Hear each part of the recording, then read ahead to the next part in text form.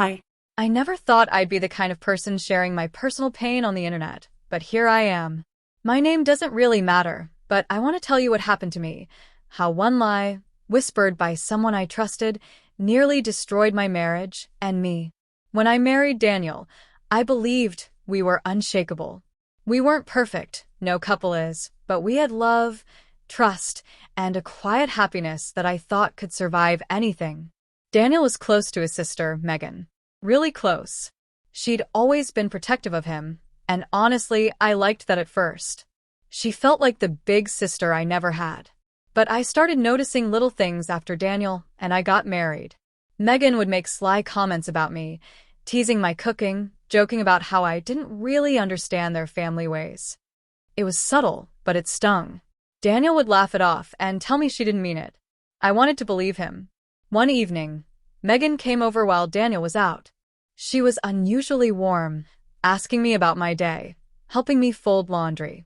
It felt nice, until she suddenly said, very casually, "You know, marriage can be tricky when trust isn't solid." I laughed nervously and asked what she meant. Megan looked at me for a long moment and said, "I just hope you're being honest with Daniel about where you've been spending so much time lately." I was stunned. I had no idea what she was talking about. She smirked, actually smirked, and said, "He's my brother. I'd hate to see him hurt if you're keeping secrets." I told her flat out that I wasn't hiding anything, but she just gave me a sad little smile, like she pitied me, and changed the subject. I brushed it off, until I saw Daniel that night. He was quiet, distant. When I asked what was wrong, he said nothing. But I felt the shift, the first crack in our marriage that I couldn't explain. Over the next few weeks, Daniel changed. He checked my phone when he thought I wasn't looking.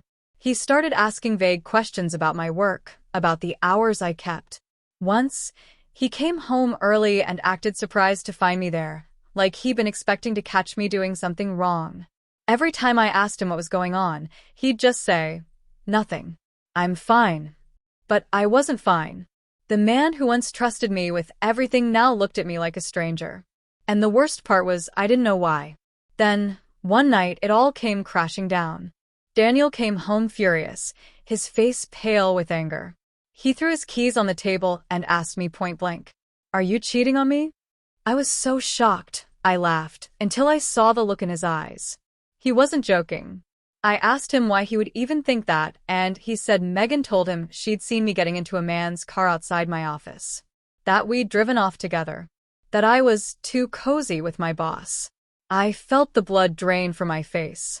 I told him she was lying, but Daniel's jaw clenched as he said, "Why would she lie?" That question broke me. Because in his eyes, his sister was incapable of deceit, but I apparently wasn't. I told him the truth, that the only car I'd gotten into was an Uber one night because mine was at the mechanic's. That my boss was married with 3 kids and barely spoke to me beyond work. But Daniel, he didn't believe me. That night, he slept in the guest room. The days after were hell. He was cold. Suspicious. Megan stopped by more often, acting overly sweet to me in front of him, but shooting me these little knowing looks when he wasn't watching. One Saturday, Daniel announced he was going to stay at Megan's for a while, to clear his head. I begged him not to go. I told him if he walked out that door believing her over me, I didn't know if we'd survive it. He went anyway. For 3 weeks, I lived alone in the house we'd built together, drowning in confusion and hurt. I'd text him, call him, but he barely responded. Megan, of course, posted photos on social media.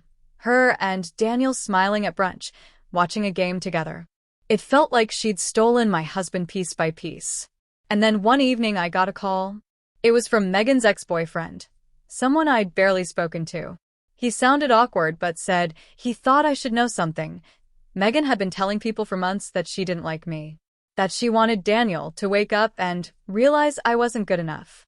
She even admitted to him that she'd made up the story about seeing me with another man. I sent Daniel a screenshot of the messages this ex still had, Megan bragging about how Daniel will believe me. He always does. An hour later, Daniel came home. His face was ashen.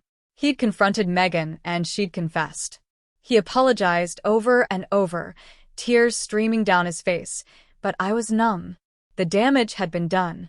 He had believed her over me. He had left me alone when I needed him to trust me most. It's been months since then. We're in counseling, trying to repair what broke. Some days I feel hope. Other days I still feel the ache of betrayal. But here's what I've learned. Trust isn't just about loving someone. It's about choosing to believe them, even when someone else whispers poison in your ear. Daniel and I may find our way back to each other. I don't know yet. But I do know this. The next time someone tries to break what you've built with lies, you have to hold on to the truth and to each other before it's too late.